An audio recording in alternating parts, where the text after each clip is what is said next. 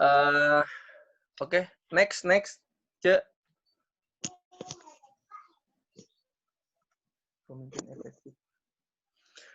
Kepemimpinan yang efektif, di sini yang pertama adalah dia paham tentang situasional ketika dia memimpin, baik di sekolah, perguruan tinggi, maupun di tempat-tempat yang lain. Dia sudah memahami situasi, bagaimana dia harus menjalankan kepemimpinan agar setiap perencanaan yang akan dituju itu efektif berjalan bersama-sama.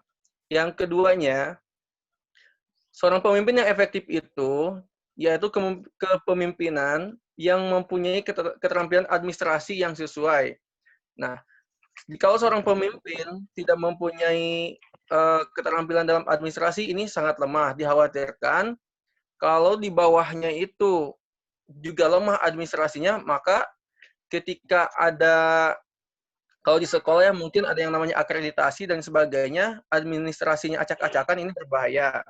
Contoh, seperti pengalaman saya zaman dulu terkait masalah keuangan, administrasi keuangan.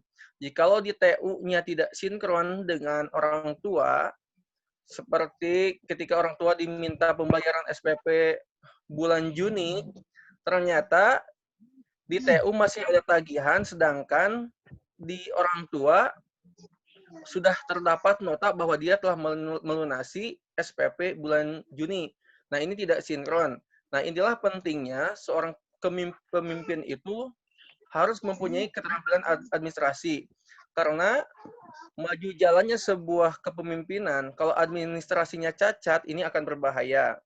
Apalagi sekolah, umpamanya ada akreditasi, terlebih lagi ada dana BOS umpamanya. Jika administrasi kita lemah, maka ketika ada audit, itu akan membahayakan seorang pemimpin itu sendiri. Yang ketiga, kepemimpinan yang dapat melaksanakan teknik motivasi yang tepat. Nah, seorang pemimpin itu harus bisa memberikan motivasi. Jangan sampai dengan kehadiran seorang pemimpin, bukan bawahan tidak merasa termotivasi, malah merasa terbebani dengan tugas yang diberikan oleh seorang pemimpin. Nah, ketika kita akan memimpin sebuah sekolah, maka kita harus menjadi motivator. Motivator itu adalah kita harus bisa memotivasi kawan-kawan kita agar setiap perencanaan pendidikan yang akan kita tuju, atau perencanaan sebuah perusahaan yang kita tuju, atau sebuah perencanaan organisasi yang kita tuju, itu tepat pada sasarannya, atau sesuai dengan tujuan yang akan kita capai. Yang keempat, seorang pemimpin yang efektif adalah kepemimpinan yang dilakukan oleh pemimpin yang baik. Mungkin di sini bisa kita contohkan seperti Rasulullah. Seorang pemimpin itu harus memberikan contoh. Ketika seorang pemimpin mempunyai visi akhlakul karimah, dengan mengajak semua anak-anak sholat berjamaah, guru berjamaah, maka pemimpin juga harus memberikan contoh, tidak hanya berbicara saja. Disiplin waktunya, disiplin waktu, disiplin lainnya, maka itu harus menjadi pemimpin yang baik di hadapan anggotanya atau bawahannya. Oke, next, Bu Eli. Bu Eli. Oke. Kepemimpinan situasional ini bisa digambarkan oleh teman-teman sekalian ya, bagaimana tinggi rendahnya seorang pemimpin itu tergantung, itu sebetulnya kalau kita bisa untuk melihat dari 1 tahun ini kita bisa membuat yang namanya, saya lupa namanya itu kalau untuk isian, kawan-kawan kita di bawah, puas tidak puasnya seorang pemimpin itu, maka di situ bisa kita tinjau sebetulnya apakah tahun ini baik, penurunan atau ada kekurangan, itu bisa dilihat situasinya. Next lanjut, Celi.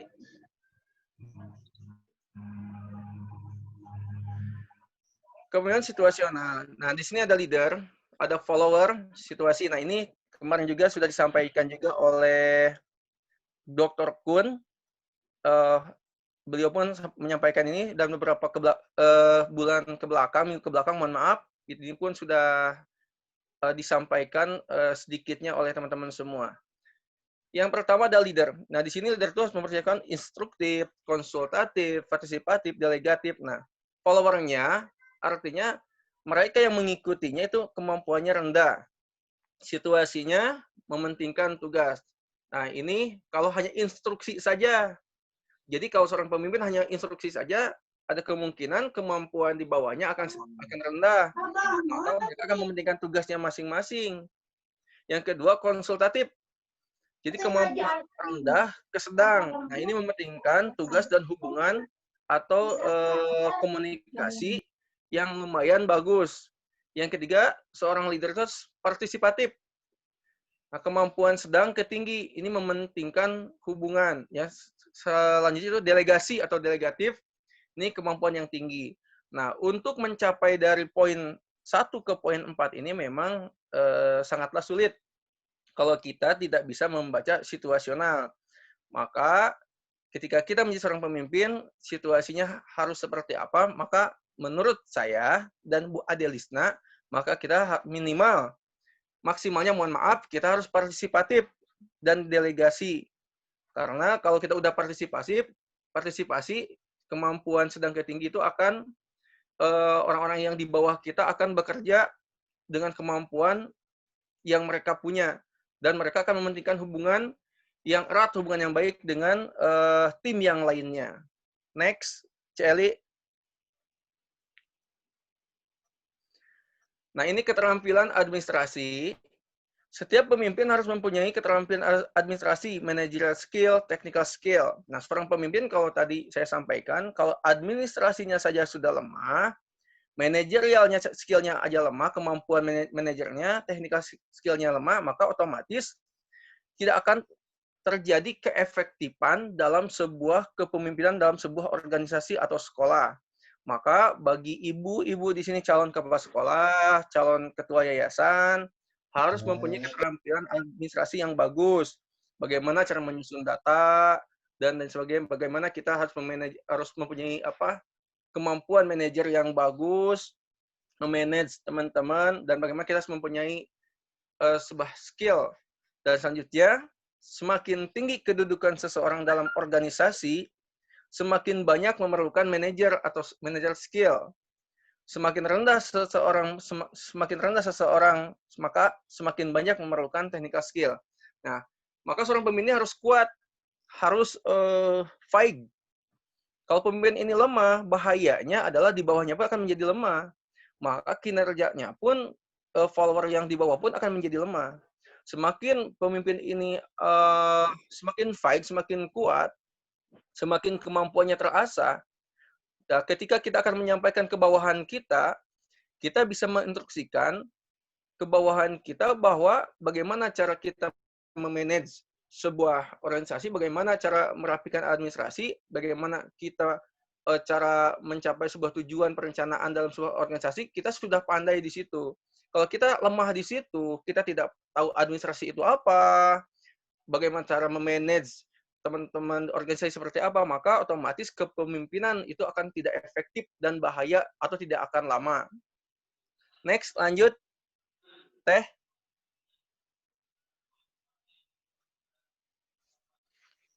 Teknik motivasi. Ke atas yang lagi. mana? Yang tadi. Teknik ini ya? 8 ya? Bukan. Nah, yang ini. Teknik motivasi. Coba Teh ke atas lagi, Teh. Satu lagi yang coba. Nah, ini. Ini. Udah, ini. Ya, terus next ke slide ke ini. Ini slide udah. Oke. Slide ke-6, sorry ya. Slide ke-6. Keterampilan administrasi. Nah, di sini ada manajemen tingkat puncak, manajemen menengah, manajemen tingkat bawah. Nah, top manajemen jadi keterampilan administrasi seorang pemimpin itu akan ketahuan. Bagaimana apakah tingkatnya dia memang sudah menguasai atau tingkat menengah dia butuh bantuan beberapa orang yang memang memahami administrasi, atau dia tidak paham administrasi dan lain sebagainya, manajernya juga dia nggak punya manajer skillnya, maka otomatis dia memerlukan orang-orang yang paham tentang ketiga hal tersebut. Maka seorang pemimpin inilah seorang pemimpin yang efektif atau bisa disebut juga pemimpin yang sangat ideal adalah mereka yang paham manajemen. Next, Teh.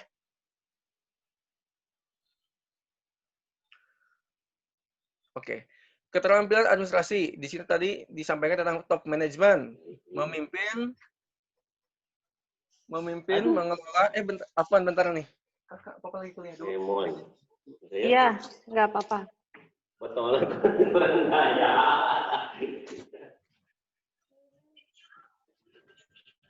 Mohon maaf, iklan ya. Keterampilan administrasi. Nah, di sini top management. Jadi artinya memimpin, mengelola, dan merencanakan, mengendalikan, mengorganisir. Ini top management. Yang kedua, middle management. Middle management adalah dia seorang pemimpin itu bisa mengatur, mengontrol, bisa mengarahkan, mengkoordinasikan, dan bisa melaporkan. Jajan, cucu. Aduh, ampun ya Allah. Ibu, waktunya sebentar lagi ya. Waktunya sebentar lagi, nanti masuk lagi ya. Artinya, ya, itu bisa seorang pemimpin itu bisa mengawasi. Yang efektif itu, dia bisa mengecek anak buahnya, bisa memeriksa, bisa memberikan petunjuk jika anak buahnya tidak memahami, dan bisa membagi tugas. Yang keempat, teknis.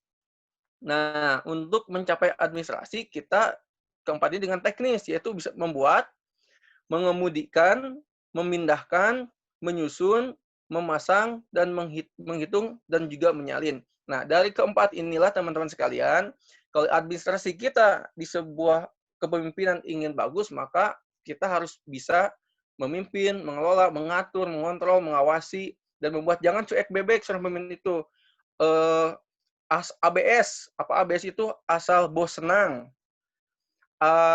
Apalagi AIS, asal ibu senang, pokoknya itu jangan seperti itu. Next.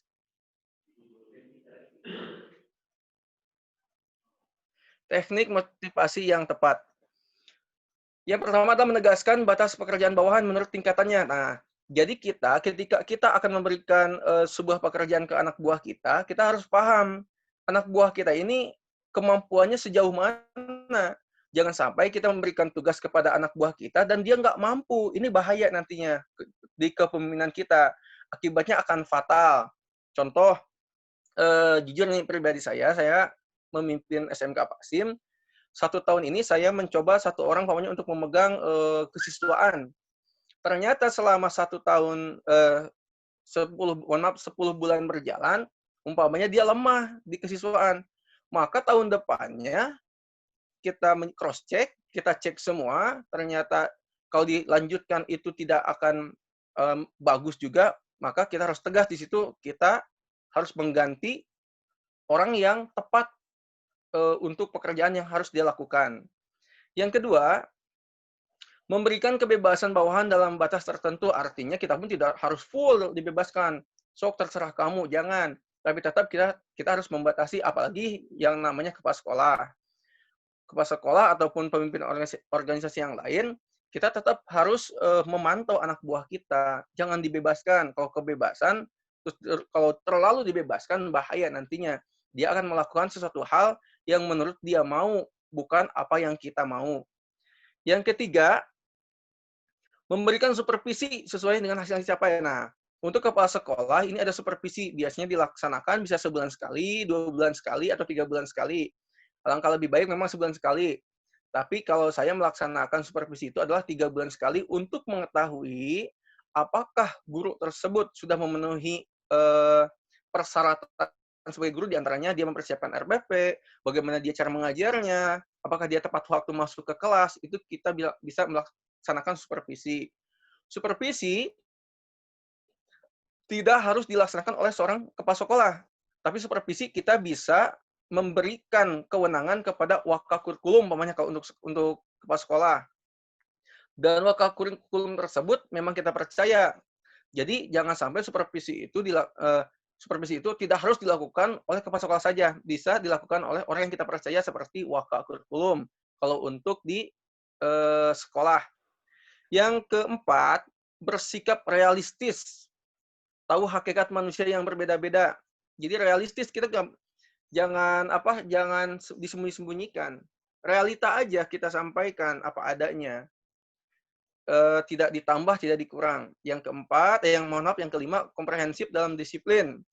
Segalanya tertuju pada sasaran tertentu. Nah, biasanya kalau seorang pemimpin yang efektif, dia sudah merencanakan 1 tahun ke depan. Kalau sekolah mungkin ada RAT-nya, ada RAPBS-nya. Kalau kesiswaan mungkin dia punya tujuan yang akan dicapai, dan kita harus tahu itu apa yang ingin mereka capai. Dan mereka pun harus memahami apa yang ingin kita capai di visi misi kita.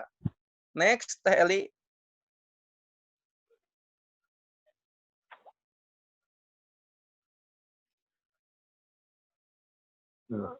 Ciri pemimpin yang baik.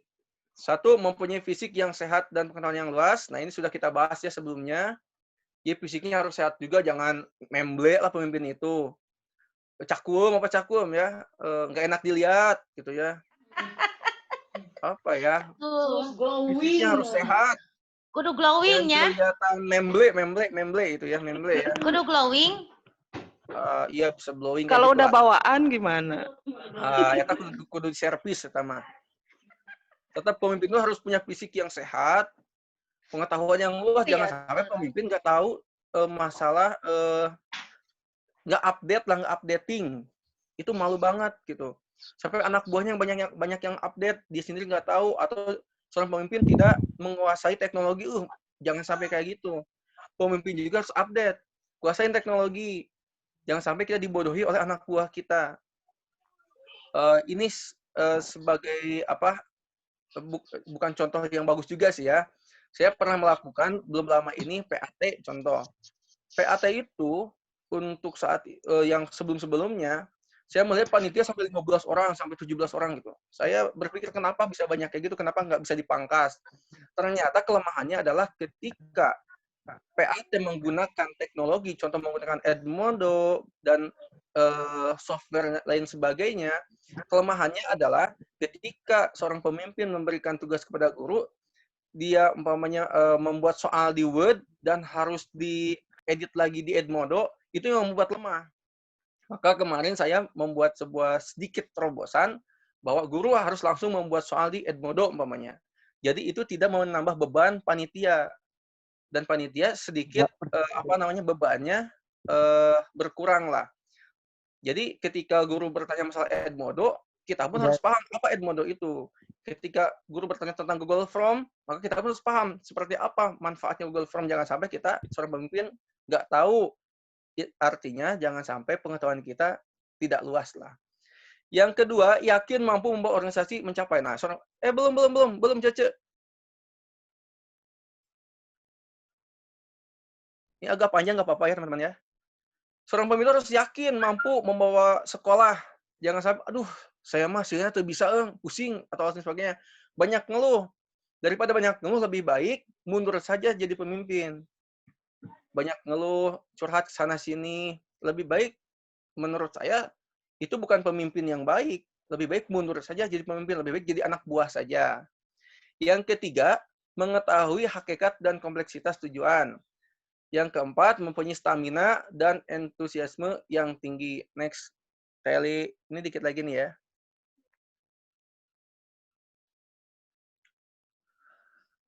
Ini gemar dan tepat dalam mengambil keputusan. Nah, ini pemimpin jadi harus cepat.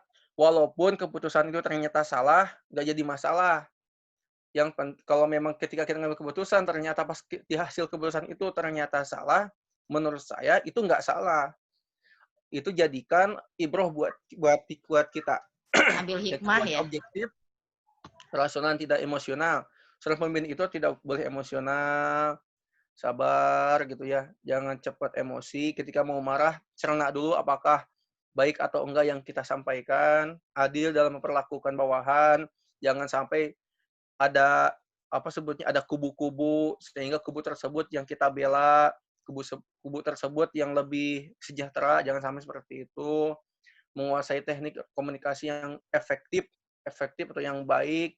Kalau komunikasi kita seorang pemimpin nggak baik dengan bawahan, otomatis kerjaan yang di bawah pun tidak akan efektif dan tidak akan berjalan dengan baik.